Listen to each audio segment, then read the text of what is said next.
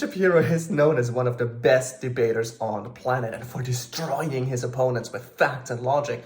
But how do you win an argument in your private life if you're not a fast-talking, experienced debater, or if logic and facts don't matter at the moment anymore because the debate is too heated already? Welcome to the channel. My name is Adam Nasser and I am your secret weapon on all things persuasion. I was born autistic. I had zero people skills. I had zero knowledge and intuition. And by having to teach myself that at the age of 12 using hypnosis, I learned to read people and understand them on a subconscious level.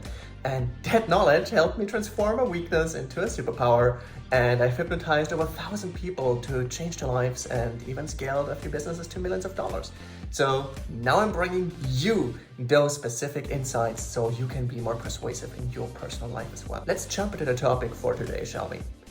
How do you win an argument? Well, the first thing is don't try to win the argument. I know that sounds weird, but at the same time, if you think there has to be a winner and a loser, you'll run into a trap. And the trap is that you believe to agree with you, somebody needs to lose.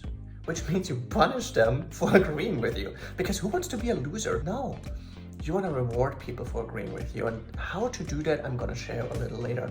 But for now, just realize you can win a debate by making the other person win too. So it's not you versus the other person. It's you two or you three or how many ever people are in the debate together to get to a common ground, to a point where you win by being closer, smarter, or to getting closer to a truth that helps you all thrive. And to do that, there's a technique that I call Q, C-U-E. And that stands for clarify, understand, and explore. So let's take the topic of transphobia, because why not use one of the most controversial topics on the planet right now for my first video on the channel. Let's say you have a person who is an ally of transgender people, and you have a person who is rather conservative and thinks it's all a delusion. Now, the liberal person might call the conservative one transphobic, but the word transphobic can mean a lot of different things. It can mean that somebody says, you know what, I don't really care if you're trans or not, doesn't matter to me at all. Call yourself how you want, just leave me alone with it, but you do you. With some people, this is like, yeah, well, he's tolerant, like, he's not on their side, he's not against them either, like, live and let live, right? But for a person who is strongly identifying with this and strongly identify with the ideology, it might sound extremely transphobic. So the first thing you want to do is to clarify what you mean by a specific word.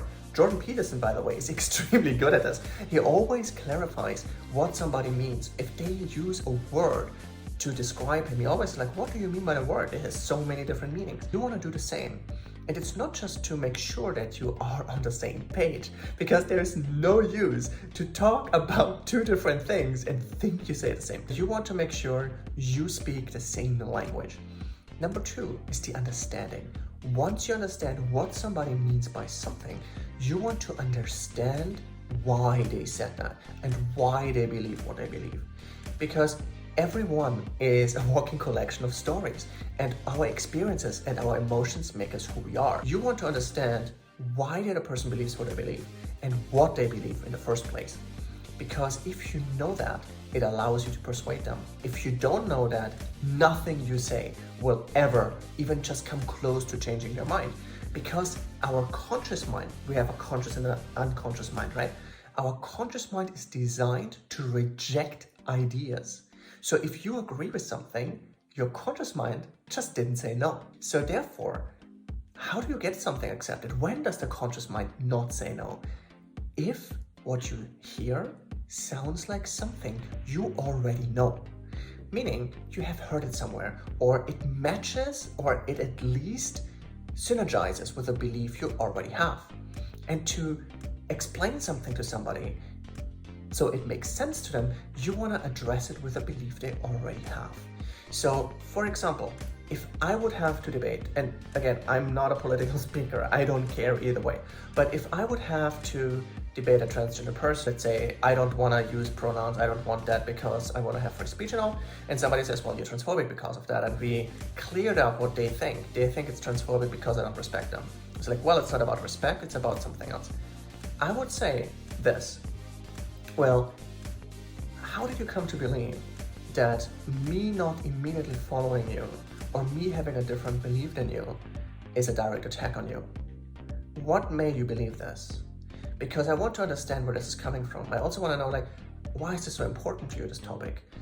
How did it come to be so important to you? Tell me more about that, because I do want to respect you. I do want to respect your beliefs, and I want to make sure that we are talking about the same thing and we are creating some common ground here. And then based on what they tell me, I can address it and go deeper. And that will allow me to see, okay, let's say they came to this because they have been a bully all their life.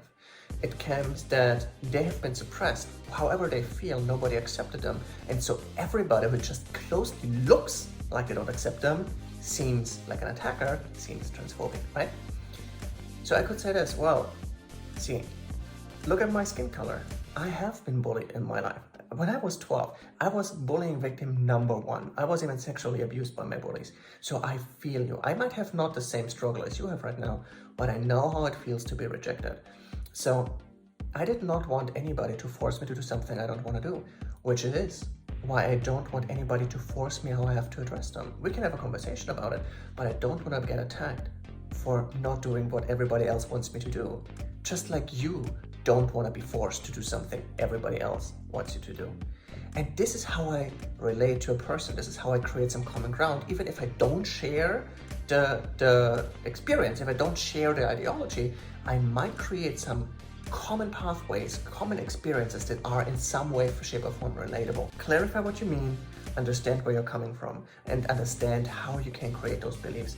And by the way, addressing a belief based on what they believe and arguing this way is called piggybacking. I piggyback off of something they know, they accept, and so this way I make it easier for them to understand my point. It's not about manipulating them. It's not about trying to weasel my way in. It's more like, hey, I know not everybody understands ideas the same way, so I want to speak your language. It's my job to make sure you understand, not yours. And the third thing, the third part of this formula, the E thing, is about exploration. You want to explore, where do the beliefs meet? Where do the beliefs create a common ground? Or where do they clash, right? So I remember there was a debate where Ben Shapiro talked to a transgender paramedic. And the paramedic said, well, men can be women, women can be men. It depends just on what you identify as, and you have to accept it no matter what. But as a paramedic, there are limits. There are certain biological differences, no matter if you want them to be true or not. And they are facts, right? And Ben's facts didn't go through to him. So he just asked him, and this was an exploration. I personally would have not put the person on the spot, but he explored it and asked, like, hey, so let's say you as a paramedic get called and you see a biological man saying, I'm a woman, I identify as a woman, and I think I have a miscarriage. Would you check if the person has a miscarriage? And the paramedic had to admit, I wouldn't. And you couldn't really see it in that interview. Maybe I can show it here. I don't know how it works with copyright. I live in the EU. But you can Google it. It's on YouTube. But basically, the person really tried to avoid the answer because they realized this is where they have a logic error. And when you explore, what you want to do is avoid gotcha moments. You want to just explore, like, okay, what you believe, how does it apply to this? How does it apply to the thing that shaped my belief? How does it apply to this? And you go in with a curiosity mindset. You want to be proven wrong. You want to be learning something new. Because this way, you learn new perspectives, and either these perspectives make it clearer what the truth is. You might both be wrong, you might both be right, doesn't matter. But you might grow, and that's the point of this. The point is to grow together. And if you come in to explore and to see if the belief is, if it's holding up against something you believe or not, or against a reality you all share, then you will get way more clarity on what to do next. And if somebody comes to the conclusion they were wrong, or that's something like they realized, okay, here my belief is not 100% correct. If they say, hey, I'm a woman, not everything about them is suddenly a woman. You cannot change biological reality because of your beliefs, apparently. Ben could have said, all right, so I see, so we have some common ground here. And hey, I know it's not easy. I know it seems to me this is very important to you, and I appreciate your belief in this. It seems that this belief has a certain limit in this. That doesn't mean that you as an individual don't matter. It doesn't mean that everything you believe is wrong. Just there are limits to certain things, just limits to my beliefs as well. But hey, I hope you're proud of yourself. I know it's not easy to realize something like this. I know it's not easy to get challenged, but you were open to debate. You were open to see your logic, to explore your logic, and I think I hope you're proud of yourself. That gives them reward for listening. This gives them a reward for exploring and opening their mind. If you put them on the spot, like, gotcha, see, everything you say is wrong because I just proved you wrong, that just makes them learn that whenever they open up and they listen and they debate, they get publicly ridiculed. The fear of public rejection is like one of the most common fears in the world. So why would you punish somebody who is willing to change their mind or to at least listen like that? Makes no sense. All right, so let's quickly recap the whole formula. Clarify, what do you mean by the words you use? Understand, how did you come to hold the beliefs that you have and why are they important to you? And lastly, how do those beliefs hold up in specific situations, especially in situations that form my own belief that might oppose yours? And then we go in with a curiosity mindset. And when we then see there are things where one of us is wrong or both of us are, we give the other person the space to grow and be proud of themselves for coming to that new conclusion, because being human is about growing. That is the most important thing. Now, piggybacking is also very crucial, because if you want to bring a point across and you want to speak the same language, it's especially important for understanding, is base your argument on something they already believe. It might be a common shared experience, even if not the same, but as a common feeling, a common situation of not being accepted or being bullied. It doesn't have to be the same, but it has to relate on an emotional level. And I might make a video about the 6 basic human emotions that are the same for all of us, that we all express and experience the same. If you want that, make sure to comment below, and also make sure to leave a like and subscribe so you don't miss it when I do that video for you. Now, if you follow those very simple principles, you will be able to have a debate and an argument with anybody, even though facts and logic won't matter anymore, because you don't need to rely on facts and logic. You rely on what the other person feels, what you feel, and you create a common reality based from 2 very opposite viewpoints. You share a space of growth and exploration together. Sure, sometimes people are not willing to talk, and I will make a video in the future about that, but for now, if you go into this like this, you don't want to create a winner and a loser, you want to create 2 winners. You want to learn and understand the other person before you try to persuade them. Then you will realize that suddenly you won't suddenly answer with an argument to a statement. Somebody will say something that you vastly disagree with, and instead of being like, wait, I have a perfect counter argument, and even if you're completely wrong, right, you won't say it. You suddenly will be like, okay, I personally don't agree with this, but let's first clarify if I understood you right. What do you mean by this word? What do you mean by this phrase? Okay, so how did you come to believe this? How did this become important to you and why? Oh, I see. Okay, so I see why it's important to you. So here's why I agree with you, or here's why I don't agree with you. And this is where I base this on. Not an attack against you as a person. I don't criticize you and your character. I'm just questioning your belief, and I wonder, how would it hold up in this specific situation? And then you can explore together.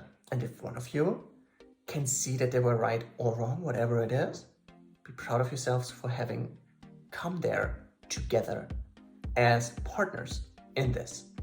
And by the way, this is something that makes you extremely persuasive, because persuasiveness is power, and power means having options and the ability to move and change things. If you don't have options, you have no power. You are desperate. And who wants to follow a desperate person? The people who you follow decide what your life looks like. You will get the lifestyle of the people you follow. You will get the abilities and skills of the people you follow. So if you see somebody that can change their mind, that can change their viewpoint, that can grow and constantly expand their horizons and skill sets, that's somebody you want to be like. But if somebody's whole life falls apart, if somebody's whole identity shatters because their one belief got challenged a bit, that is a desperate person with no power, and nobody wants to follow those. That's why usually desperate people that start screaming and crying in their arguments are not very persuasive. They are loud, yes, but they are not persuasive. And the same is true if you're just pure argument and just logic and you don't care about the other person. It is just as annoying, because if you feel that the other person didn't even hear your side or doesn't even get your side, nothing they say will reach you, because it doesn't matter. They have not heard you. And that is something you absolutely want to avoid. Make sure the other person feels heard, feels seen, feels clear, and you do the same. And this way, you will win arguments every time, 10 out of 10, because you will not get out of this as enemies, you won't feel frustrated, you won't feel attacked or ridiculed and diminished. You'll feel stronger, powerful, persuasive, and you might even have made a new friend. Now, if you liked this video, please make sure to leave a like and to comment below what you liked, what you didn't like. This channel exists for you, and I want to make sure that I create content that you want to see. And hey, who knows? Maybe I may make a video right on your recommendation, and I might drop it exactly when you need it. Let's say you want to persuade a boss to give you a job or a raise, and 5 minutes, 10 minutes before you have the conversation, I drop that video. And so you don't want to miss that, so make sure to activate the notifications as well. And you can watch the next video here, might even be one that you recommended, and I will talk to you very soon.